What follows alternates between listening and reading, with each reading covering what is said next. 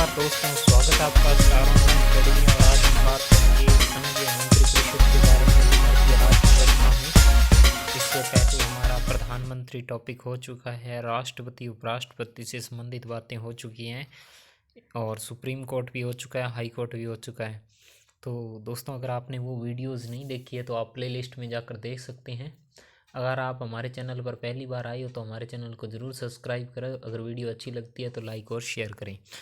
तो चलिए हम बात करते हैं संघीय मंत्रिपरिषद के बारे में कि संघीय मंत्रिपरिषद क्या होता है। देखिए जी, हमने अनुच्छेद 74 के अंदर बात की थी कि पीएम से संबंधित होता है, राष्ट्रपति से संबंधित होता है, और एक होता है मंत्रिपरिषद से संबंधित।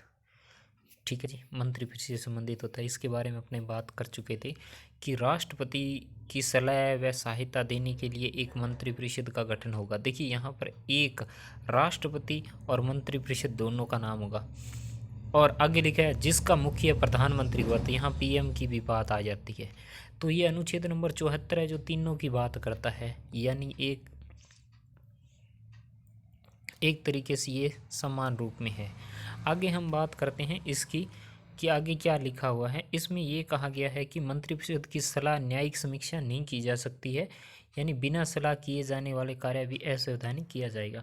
अब ये बात कही है कि जो मंत्रिपरिषद किसी भी कार्य को करती है उसे हम न्यायालय में पेश नहीं कर सकते हैं, क्योंकि ये जो होते हैं इन्हें सलाह के लिए असंवैधानिक नहीं ठहराया जा सकता, यानी ये जो कार्य करेंगे वो उसे असंवैधानिक नहीं ठहराया जा सकता। तो ये संविधान में प्रावधान है जिसके तहत उन्हें न्यायिक समीक्षा के लिए नहीं भेजा जा सकता, यानी मंत्रिपरिषद का जो कार्य होता है वो अंतिम होता है, लेकिन इन्हें पुनर्विचारण हेतु लौटाया जा सकता है राष्ट्रपति के द्वारा। अब बात करते हैं मंत्रिपरिषद का अध्यक्ष कौन होता है? प्रधानमंत्री। यानी मंत्रिपरिषद का मुखिया कौन होगा? प्रधानमंत्री। संसद के बीच में कड़ी का काम करता है, मतलब कहने का है कि वह राष्ट्रपति और मंत्रिपरिषद के बीच में कड़ी का काम करता है। हम बात कर रहे हैं संसद के किसी भी सदन का सदस्य मंत्री बन सकता है। यदि मंत्री बनते समय संसद के वो सदस्य ना भी है तो भी वो अपने पद पर 6 माह तक रह सकता है। इस बात का ध्यान रखना। हम बात कर रहे हैं मंत्रिपरिषद, यानी मंत्रिपरिषद का पहले तो तात्पर्य पता होना चाहिए। मंत्रिपरिषद किसमें? जिसमें मंत्री होते हैं, कैबिनेट मंत्री है, राज्य मंत्री है, स्वतंत्र प्रभार मंत्री है। तो उनके बारे में बात हो रही है अपने कि उन्हें किस तरीके से चुना जाता है। मैंने पहले वाली वीडियो में प्रधानमंत्री टॉपिक करवाया, उसमें प्रधानमंत्री के संबंधित नियुक्ति वगैरह बता दिया था कि पीएम एक लिस्ट बना के देता है राष्ट्रपति को कि आप इन व्यक्तियों को मंत्री नियुक्त कर दीजिए। तो राष्ट्रपति उसमें बिना कोई फेर बदलाव किए उन्हें नियुक्त कर देता है। अपनी मर्जी से वह कुछ भी नहीं बदल सकता है। अब एक बात इसमें ये कही है, बहुत बार परीक्षा में प्रश्न पूछा गया है कि अगर कोई व्यक्ति संसद का सदस्य नहीं है तो अगर वो मंत्री बन जाए तो कितने समय तक अपनी पोस्ट पर रह सकता है? वो 6 माह तक रह सकता है। 6 माह के अंदर अंदर उसे राज्यसभा या लोकसभा किसी भी सदन की सदस्यता लेना अनिवार्य है, अन्यथा उसे पद त्यागना पड़ेगा। तो इस बात का ध्यान रखना। अब क्या हुआ था कि पहले क्या होता था कि अनेक मंत्री बना दिए जाते थे, जिससे जनता पर भार बढ़ जाता था। तो उन्होंने क्या किया, भारत में एक संविधान संशोधन हुआ, 91वां संविधान संशोधन 2003 में हुआ था। तो उसमें क्या हुआ था कि मंत्रिपरिषद का आकार निश्चित कर दिया, यानी आकार 15% कर दिया। प्रधानमंत्री सहित पूरे लोकसभा का 15% ही हो सकता है। देखिए जी, 15% से अधिक होता है तो हम न्यायालय में चुनौती दे सकते हैं, 15% से अधिक नहीं हो सकता। तो अब 545 का 15% बना लीजिए, 82 मंत्री बन सकते हैं। 82 से ऊपर बनता है प्रतिशत में, लेकिन वो 83 नहीं होता है, 82 पॉइंट समथिंग होता है। तो हम क्या है उसे 82 ही रखेंगे। अगर हम 83 मंत्री कर देंगे तो संविधान का उल्लंघन हो जाएगा, तो हम 82 मंत्री ही करेंगे प्रधानमंत्री सहित। तो ये 91वां संविधान संशोधन 2003 के तहत हुआ था। मित्रों, ये जो 91वां संविधान संशोधन है, बहुत सी बार परीक्षाओं में पूछा गया है कि ऐसा कौन सा संविधान संशोधन के तहत 15% मंत्रिपरिषद का आकार निश्चित कर दिया गया था। तो वो 91वां संविधान संशोधन था। वर्ष भले ही आपको याद ना हो, लेकिन आपको संविधान संशोधन याद होना चाहिए कि किस संविधान संशोधन के तहत 15% कर दिया गया था। तो इस बात का ध्यान रखना जी। अब आपसे प्रश्न है एक कि भारत के ऐसे कौन से राष्ट्रपति हुए हैं जिन्हें भारत रत्न दिया गया है? आपका पहला प्रश्न ये है। और दूसरा प्रश्न ये है कि भारत के ऐसे कौन से प्रधानमंत्री है जो राज्यसभा के सदस्य थे प्रधानमंत्री बनने से पहले? तो आपने कमेंट बॉक्स में इनके बारे में बताना है और मैं इसका आंसर बताऊंगा नेक्स्ट वीडियो में, इससे आगे वाली वीडियो में। लेकिन आपने कमेंट बॉक्स में अभी बताना है ताकि आपका तैयारी का पता चले कि आपकी तैयारी कितनी है। तो आप इनका आंसर ज़रूर देना। अब बात कर रहे हैं कि मंत्री जी की जो मंत्रिपरिषद में मंत्रियों की कितनी श्रेणियां होती हैं, तो वो श्रेणियां होती हैं 3 श्रेणियां होती हैं जी। जैसे एक होता है कैबिनेट मंत्री, दूसरा हो जाए राज्य मंत्री और एक होता है उप मंत्री। जो कैबिनेट मंत्री होता है उसमें मुख्य भूमिका में होता है, ये अत्यधिक महत्व वाले मंत्रालय में होते हैं, यानी बड़े स्तर के होते हैं।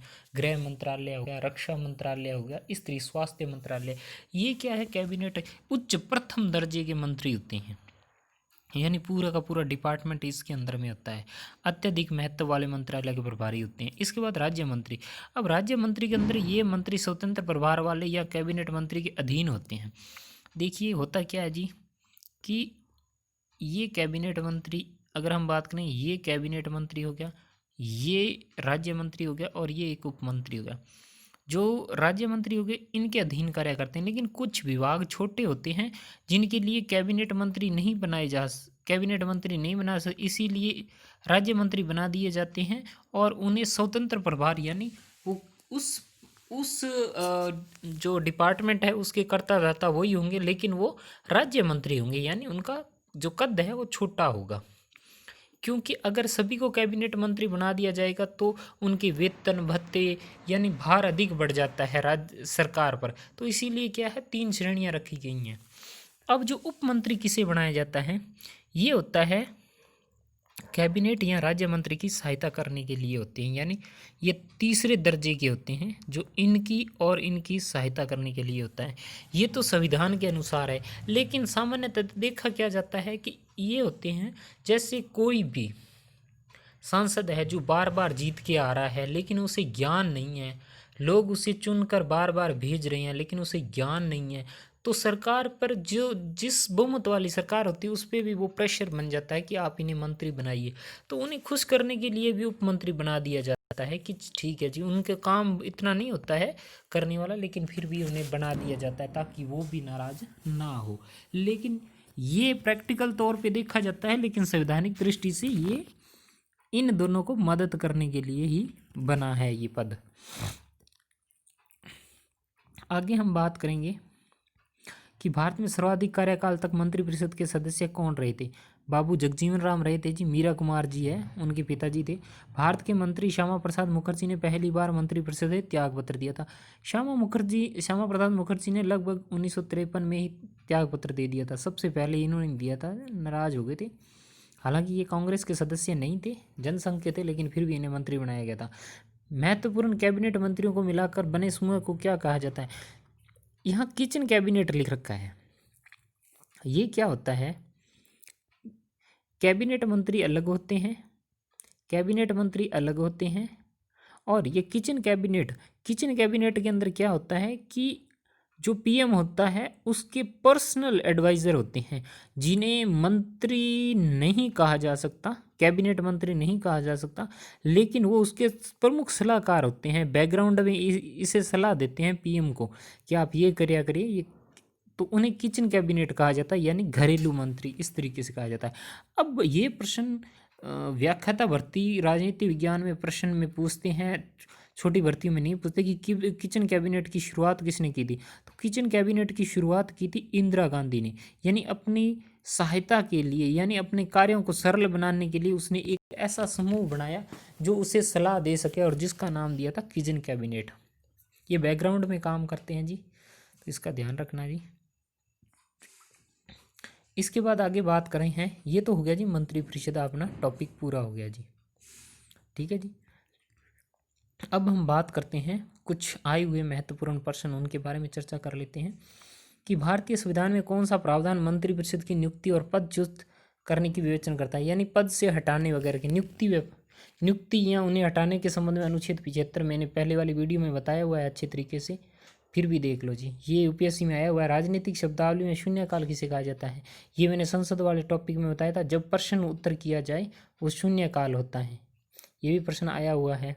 और जो व्यक्ति संसद का नया सदस्य हो, मंत्री पद नियुक्त हो जाए तो वो कितने समय तक रह सकता है? वो 6 महीने के भीतर उसे किसी भी सदन की सदस्यता लेना जरूरी होता है, चाहे वो राज्यसभा की सदस्य लो चाहे लोकसभा की। ये एसएससी में आया हुआ है जी, तो महत्वपूर्ण। उसके बाद अगला है जी, भारत के मंत्रिपरिषद कौन सा प्रस्ताव रख सकती है? तो ये प्रस्ताव होता है जी विश्वास प्रस्ताव। हमेशा मंत्रिपरिषद विश्वास प्रस्ताव रखती है और जो विपक्ष होता है वो अविश्वास प्रस्ताव रखता है। कभी भी मंत्रिपरिषद अविश्वास प्रस्ताव नहीं रखती है, इस बात का ध्यान रखना। यूपीएससी में आया हुआ है जी। भारत में प्रशासन पर विधायी नियंत्रण कौन सा साधन नहीं है जी? सदन का विघटन करना भारतीय विधायी नियंत्रण का साधन नहीं है। इसके बाद हम बात करें, भारत के संविधान के अनुच्छेद 75(3) के अनुसार मंत्रिपरिषद किसके प्रति सामूहिक रूप से उत्तरदायी होता है? सामूहिक रूप से लोकसभा के प्रति उत्तरदायी होता है जी। ये आईएएस 2005 में आया हुआ है। अगर सामूहिक रूप से यानी इकट्ठे सभी मिलकर किसके प्रति उत्तरदायी होते हैं? लोकसभा की, क्योंकि वो लोकसभा के सदस्य होते हैं जो मंत्री बनते हैं। क्योंकि कार्यपालिका में सारे के सारे बहुमत दल के ही मंत्री होते हैं। तो अगर पूछे अगर सामूहिक रूप से किसके प्रति उत्तरदायी होते हैं तो वो लोकसभा के प्रति। अगर व्यक्तिगत रूप से पूछे तो राष्ट्रपति के प्रति उत्तरदायी होते हैं। इन दोनों का ध्यान रखना जी अच्छे तरीके से। आगे हम बात करते हैं, आगे प्रश्न, संसदीय तंत्र में वास्तविक कार्यपालिका कौन सी होती है? मंत्रिपरिषद होती है जी, क्योंकि ये चंद लोग ही होते हैं, मंत्रियों का होता है। अब एक बात ध्यान रखना, ये होती है वास्तविक कार्यपालिका, क्योंकि ये नियमों का संचालन यही करती है। और इसके अंदर क्या होता है, कुछ होते हैं यानी एक सेल होता है जो इसको संभालता है। यानी इसके अंदर भी 5, 7, 10 मंत्री होते हैं जो मुख्य होते हैं, कैबिनेट मंत्री होते हैं, वही कार्यपालिका को चलाते हैं। अब आपका प्रश्न आ जाए, संसदीय तंत्र में वास्तविक कार्यपालिका कौन सी होती है? अगर ये नहीं दे रखा, कैबिनेट मंत्री नहीं दे रखे हैं, तो आपने मंत्रिपरिषद करना है, अन्यथा आपने कैबिनेट मंत्री करना है। इस बात का ध्यान रखना जी। अगर आपके कोई भी प्रश्न समझ नहीं आ रहा है तो आप कमेंट बॉक्स में पूछ सकते हो जी।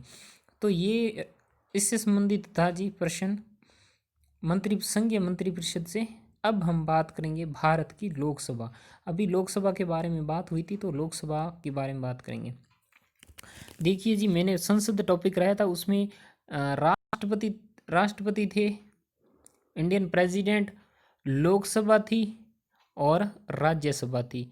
तो हमने प्रेसिडेंट हमारा टॉपिक हो चुका है, यानी राष्ट्रपति हमारा टॉपिक हो चुका है। हमने लोकसभा करनी है और इसके बाद हम राज्यसभा कराएंगे, वो आगे हम नेक्स्ट करेंगे। तो हम लोकसभा के बारे में मुख्य तथ्य जान लेते हैं।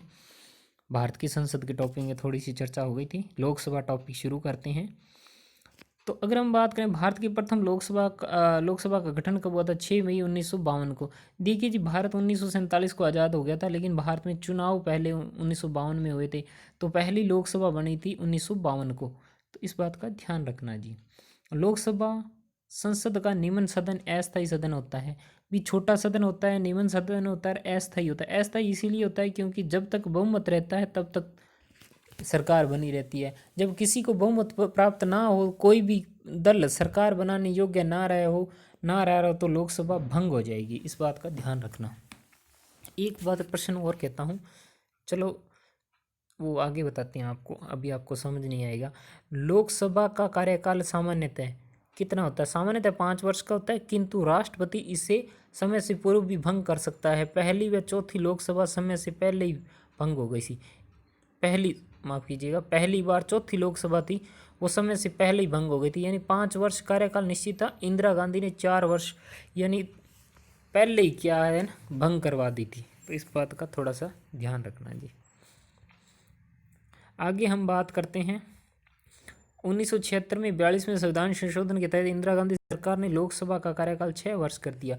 यानी जो इंदिरा गांधी ने चौथी थी उसको तो घटा दिया, और जो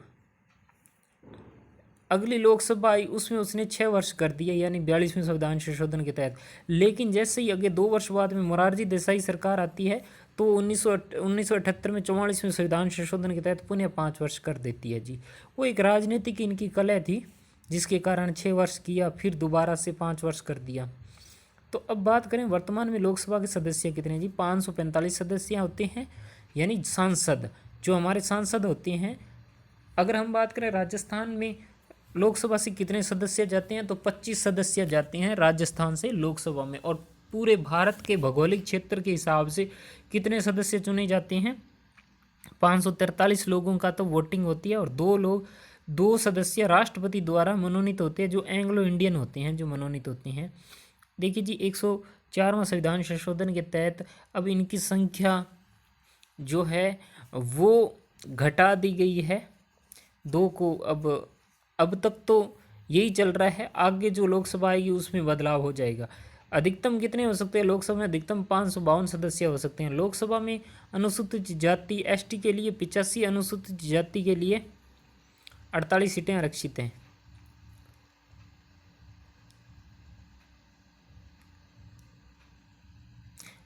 अगर हम बात करें अतः अनारक्षित सीटें पूछ ले तो कितनी, 410 सीटें हैं जो अनारक्षित हैं। इस बात का भी ध्यान रखना जी। आगे हम बात करें कि संविधान के अनुच्छेद 93 के अनुसार लोकसभा के सदस्य लोकसभा के अध्यक्ष का चुनाव करते हैं। अनुच्छेद 93 ये कहता है कि जो जीते हुए सांसद हैं वे अपने में से किसी एक का लोकसभा अध्यक्ष के रूप में चयन करते हैं। तो अब आपसे पूछा जाएगा वर्तमान में लोकसभा के अध्यक्ष कौन है, आपने बताना है कमेंट करके। इसके बाद अनुच्छेद 108 के तहत राष्ट्रपति दोनों सदनों की संयुक्त सत्र बुला सकता है, और इसकी अध्यक्षता कौन करेगा, इसकी अध्यक्षता लोकसभा अध्यक्ष करेगा। होता क्या मित्रों, अनुच्छेद 108 क्या कहता है कि जब एक सदन पास कर दे, यानी लोकसभा पास कर दे और राज्यसभा पास ना करे, और राष्ट्रपति को लगे कि यह राष्ट्रीय महत्व का कोई कानून है, इसीलिए राष्ट्रपति उसे क्या है, दोनों की संयुक्त बैठक बुला सकता है। लेकिन उस बैठक की अध्यक्षता हमेशा ही लोकसभा अध्यक्ष करेगा, क्योंकि लोकसभा के सदस्य अधिक होते हैं, क्योंकि वो 545 होते हैं और राज्यसभा में 245 होते हैं, तो ज़्यादा ये होते हैं, बड़ा सदन ये है, इसीलिए इसका जो अध्यक्ष होगा वो संयुक्त बैठक की अध्यक्षता करेगा। इस बात की ध्यान रखना, और बहुत बार पूछा गया है ये प्रश्न कि संयुक्त बैठक की अध्यक्षता कौन करता है, तो वो करता है लोकसभा अध्यक्ष। अगर वो ना हो तो फिर कौन करेगा, फिर करेगा राज्यसभा का उपसभापति। इस बात का ध्यान रखना जी, राष्ट्रपति नहीं करता, इस बात का ध्यान रखना जी। आगे है जी, नई लोकसभा के चुनाव के पश्चात राष्ट्रपति लोकसभा के किसी भी वरिष्ठ सदस्य को अस्थायी अध्यक्ष प्रोटेम स्पीकर नियुक्त करता है, जो सदन के सदस्यों को शपथ दिलाता है। अध्यक्ष का चुनाव करने में भी सदन की अध्यक्षता करता है। यानी जब नई लोकसभा चुन के आती है तो होता क्या है, जैसे नई लोकसभा चुन के आ गई तो विपक्ष का कोई भी होता है, दल का जो सबसे वृद्ध व्यक्ति है, यानी हमने ये वरिष्ठता का लिया हुआ है नियम फ्रांस से, वरिष्ठता का, तो जो विपक्ष में से जो वरिष्ठ होगा उसको प्रोटेम स्पीकर नियुक्त कर दिया जाता है, यानी टेम्परेरी अध्यक्ष नियुक्त कर दिया जाता है। वो सभी जीते हुए सदस्यों को शपथ दिलाता है, और उसके बाद उनकी चुनाव जब तक नहीं हो जाता है लोकसभा अध्यक्ष, तब तक अध्यक्षता करता है सदन की।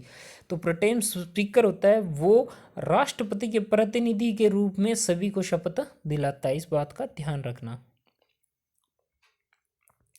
आगे हम बात करेंगे लोकसभा की विशेष शक्तियां कौन सी होती है।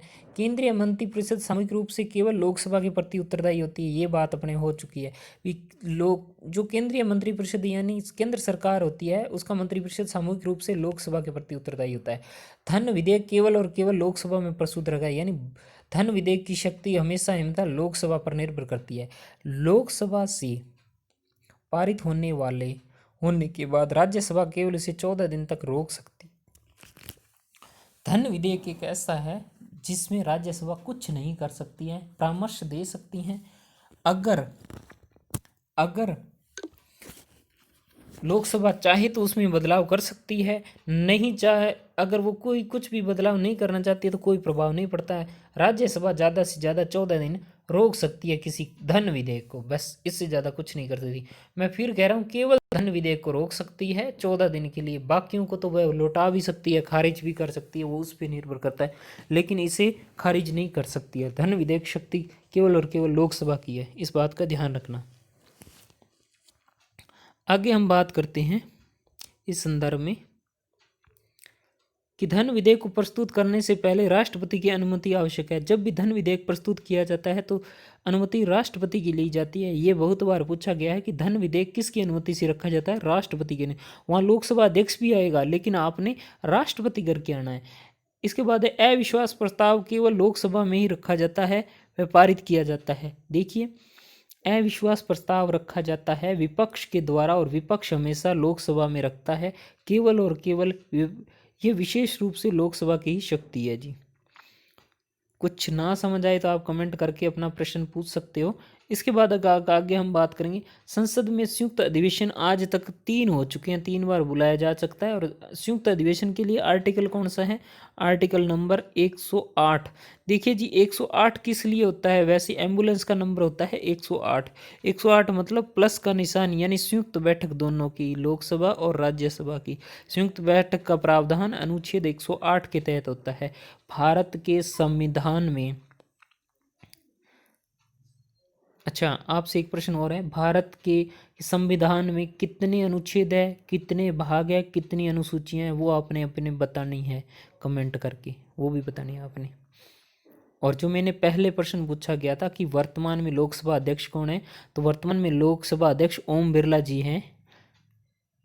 तो इसका, और वो जो दूसरा प्रश्न आपसे पूछा गया था कि अब तक कितने राष्ट्रपतियों को भारत रत्न दिया गया है, और एक पूछा गया था कि भारत के अब तक ऐसे कितने प्रधानमंत्री हुए जो राज्यसभा से चुने गए थे प्रधानमंत्री बनने से पहले।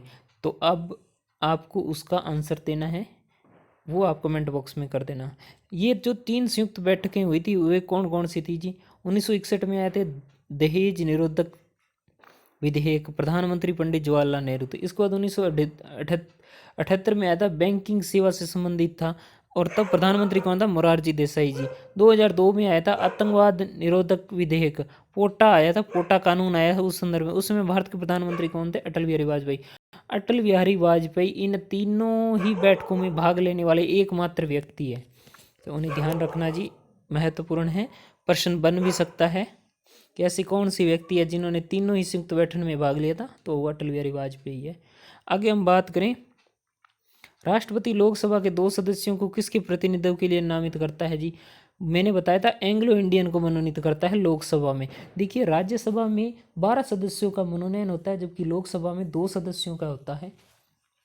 मैं फिर कह रहा हूँ, संविधान संशोधन के तहत एंग्लो इंडियन की 2 जो सीटें हैं उन्हें खारिज कर दी गई हैं, लेकिन अभी तक तो प्रक्रिया वही चल रही है। आगे से उनकी प्रक्रिया बदलेगी, तो वो आप थोड़ा सा अपडेट हो जाना, उसके लिए देख लेना। इसके बाद आगे बात करते हैं, कौन सा संवैधानिक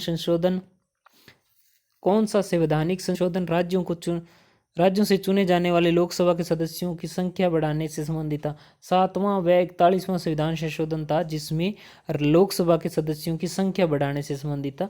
नहीं, ये पूछा गया था। ये संविधान संशोधन वाला टॉपिक आगे हम करेंगे तो अच्छी तरीके से हो जाएगा, कितने संविधान संशोधन हो चुके हैं और कौन से संविधान संशोधन में क्या क्या भूमिका रही थी। इसके बाद है जी, लोकसभा में राज्यवार सीटों का आवंटन 1971 की जनगणना के पर आधारित है। यह निर्धारित किस वर्ष तक यथावत रहेगा, यानी जो हमारी लोकसभा व राज्यसभा की जो सीटें हैं उनका जनसंख्या का आधार वर्ष 1971 माना गया है। तो वो किस वर्ष तक रहेगा, 2026 तक रहेगा, 2026 के बाद में बदल जाएगा। ये बीपीएससी 2005 में आया हुआ प्रश्न है जी, ये सभी महत्वपूर्ण है। अब हम बात करेंगे कुछ महत्वपूर्ण जो लोकसभा अध्यक्ष हुए हैं, सभी के बारे में बात नहीं करेंगे, तो चलो सभी के बारे में बात कर लेते हैं। लोकसभा अध्यक्ष, उसके बारे में बात करेंगे। इसके बाद जो पहले हुए लोकसभा अध्यक्ष वो हुए थे जी गणेश वासुदेव मावलंकर 1952 से 56 तक। उसके बाद एम अनंत श्यमन अयंगर, ये 1956 से 57 तक रहे थे। इसके बाद दोबारा से फिर बने थे अनंत श्यमन अयंगर, 57 से 62 तक रहे थे। इसके बाद हुकुम सिंह 1962 से 1967 तक, और नीलम संजीवा रेड्डी 1967 से लेके 1969 तक। अच्छा, नीलम संजीवा रेड्डी भारत के राष्ट्रपति भी चुने गए हैं। तो ऐसे कौन से राष्ट्रपति थे जो पहले लोकसभा अध्यक्ष रह चुके हैं, वो नीलम संजीवा रेड्डी है जी, इन्हें विशेष तौर से ध्यान रखना। एकमात्र निर्विरोध राष्ट्रपति नीलम संजीवा रेड्डी, इनको थोड़ा सा ध्यान में रखना जी। आगे हम बात करें, अगले जो हमारे लोकसभा अध्यक्ष हुए हैं गुरदयाल सिंह ढिल्लों 1969 से 1971 तक, फिर गुरदयाल सिंह ढिल्लों 1971 से 1975 तक, और फिर इसमें बलीराम भगत 1976 में बने थे। अगर नीलम संजीवा रेड्डी फिर से दोबारा 26 मार्च 1977 से 13 जुलाई 1977 तक बने थे। इसके बाद है जी KS हेगड़े 1977 से 80 तक बने थे। उसके बाद बलराम जाखड़ 1980 से 85 तक बलराम जाखड़ बने थे जी। और इसके बाद है जी डॉक्टर फिर बलराम जाखड़ 1985 से 89 तक। सबसे लंबा कार्यकाल वाले लोकसभा अध्यक्ष बलराम जाखड़ जी है। इनके जो पुत्र हैं जो पंजाब से है सुनील जाखड़ जी, और जो अभी चुनाव लड़ा था उन्होंने गुरदासपुर सीट से, और वो चुनाव हार गए थे। उनके सामने फिल्म एक्टर सनी देओल जीते हैं, तो वो इन्हीं के पुत्र हैं सुनील जाखड़ जी, और इनके पिता थे जिनका लोकसभा अध्यक्ष के रूप में सबसे लंबा कार्यकाल थे। ये सामान्यतः इनका निर्वाचन क्षेत्र सीकर वाली साइड था, राजस्थान से थे, और इनका जो गृह राज्य था वो पंजाब था, अबोर फाजिल्का जिला। आगे हम बात करते हैं रवि राय 1989-91 तक, और इसके बाद शिवराज पाटिल 1991 से 96 तक। PM संगमा ये प्रणब मुखर्जी के सामने चुनाव लड़े थे जी, PA संगमा जी 1996 से 1998 तक। और GMC बाल योगी ये 1998-99 में लड़े थे। और उसके बाद फिर 17 में GMC बाल योगी 1999 से 2002 तक बने थे। उसके बाद है जी मनोहर जोशी 2002 से 2004 तक। उसके बाद सोमनाथ चटर्जी 2004 से 2009 तक। उसके बाद मीरा कुमार 2009 से 2014 तक। मीरा कुमार पहली महिला लोकसभा अध्यक्ष बनने का गौरव हासिल किया। ये बाबू जगजीवन राम की पुत्री है जी। अभी हाल ही में उन्होंने रामनाथ कोविंद जी के सामने चुनाव लड़ा था और हार गई थी। दलित वर्सेस दलित की चुनाव था जिसमें मीरा कुमार भी दलित हैं, और पहली दलित महिला लोकसभा अध्यक्ष भी यही है और महिला अध्यक्ष भी यही है, इनका ध्यान है। उसके बाद फिर से महिला ही चुनी गई, सुमित्रा महाजन 6 जून 2014 से 2019 तक यही चुनी गई थी। और उसके बाद में वर्तमान में है जी ओम बिरला जी 22 में है जी। ओम बिरला जी 20 जून 2019 से चुने गए हैं जी अब तक। तो ये आज तक के लोकसभा अध्यक्ष थे जिनके बारे में अपने चर्चा की। तो इनको याद रखना है, शुरू वाले किसका कार्यकाल सबसे लंबा था, किसका राष्ट्रपति से संबंध था, इनको ध्यान है। इसके बाद लोकसभा उपाध्यक्ष के बारे में भी ध्यान रखना है जी। तो उपाध्यक्ष अनंत श्यमन अयंगर 1952 से 56 तक रहे थे। सरदार हुक्म सिंह 1956 से 62 तक रहे थे। कृष्णमूर्ति राव 1962 से 67 तक रहे थे। RK खाडिलकर ये 1967 से 1969 तक रहे थे। GG सेवेल ये 1969 से 1977 तक रहे थे। जो उपाध्यक्ष है उन्हें भी याद रखना है जी हमने। इसके बाद है जी गुडे मुरारी 1977 से 1979 तक। G लक्ष्मणन 1980 से 84 तक है। थम्बी दुराई 1985 से 1991 तक। और इसके बाद में S मल्लिकार्जुनाय ये 1991 से 96 तक है जी। सूरजभान जी 1996 से 1997 तक है। PS सैयद 1998 से 1999 तक थे।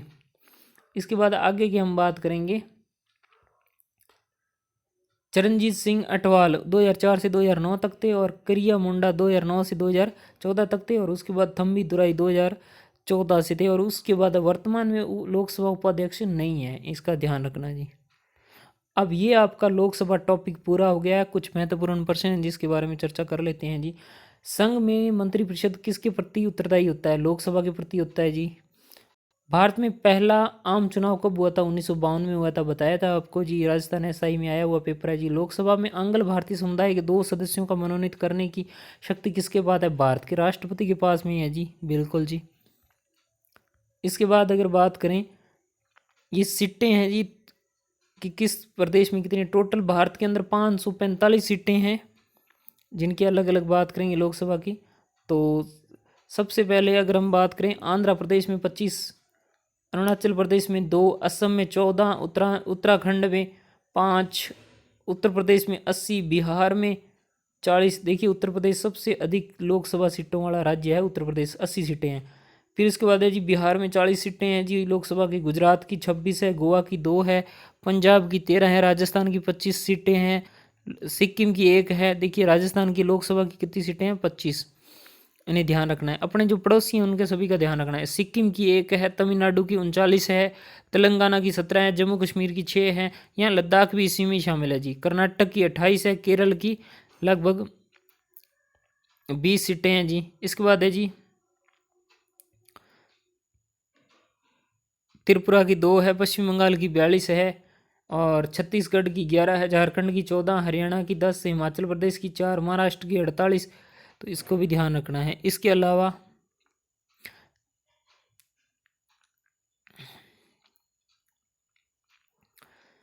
मध्य प्रदेश की 29 सीटें हैं, नागालैंड की 1, मिजोरम की 1, मणिपुर की 2, मेघालय की 2, ओडिशा की 21, और केंद्र शासित प्रदेशों में दिल्ली की 7 है, चंडीगढ़ की 1, पुडुचेरी की 1, लक्षद्वीप की 1, दमन द्वीप की 1, अंडमान निकोबार द्वीप समूह की 1 सीट और 2 मनोनीत होते हैं। इस तरीके से ये 545 सीटों का वर्गीकरण है जी। इसे ढंग से देख लेना जी। ये बहुत बार पूछते हैं, प्रदेश की सीटें पूछते हैं इस तरीके से। आगे हमारा आ जाएगा, कुछ प्रश्न रह चुके हैं उनके बारे में चर्चा कर लेते हैं, फिर अपना लोकसभा टॉपिक अपना पूरा हो गया है। लोकसभा में कोरम गण पूर्ति पूरा करने के लिए कम से कम कितने सदस्यों की जरूरत होती है, यानी किसी बैठक में पूरी करनी है तो उसमें कितने 1/10 सदस्य, यानी लगभग 55 सदस्य तो होने चाहिए, तभी अधिवेशन पूरा माना जाता है जी। तो 1/10 सदस्य होने चाहिए। इसके बाद अगर बात करें लोकसभा में निर्वाचित क्षेत्रों में सीमा निर्धारित वर्तमान में पहली बार किस सन में की गई थी, तो 1972 में की गई थी। यानी लोकसभा क्षेत्र का निर्धारण किस तरीके से किया, इस तरीके से, तो 1972 में की गई थी। इस बात का ध्यान रखना जी।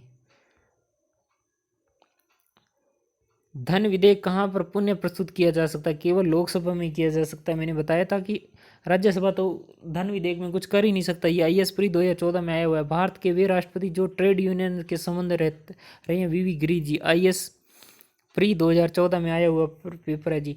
किस सदन के सदस्यों को बहुमत से अविश्वास प्रस्ताव पास होने पर मंत्रिपरिषद को त्याग पत्र देना पड़ेगा, लोकसभा में अगर हो जाए तो। ये भी IS प्री 2014 में आया हुआ प्रश्न है जी।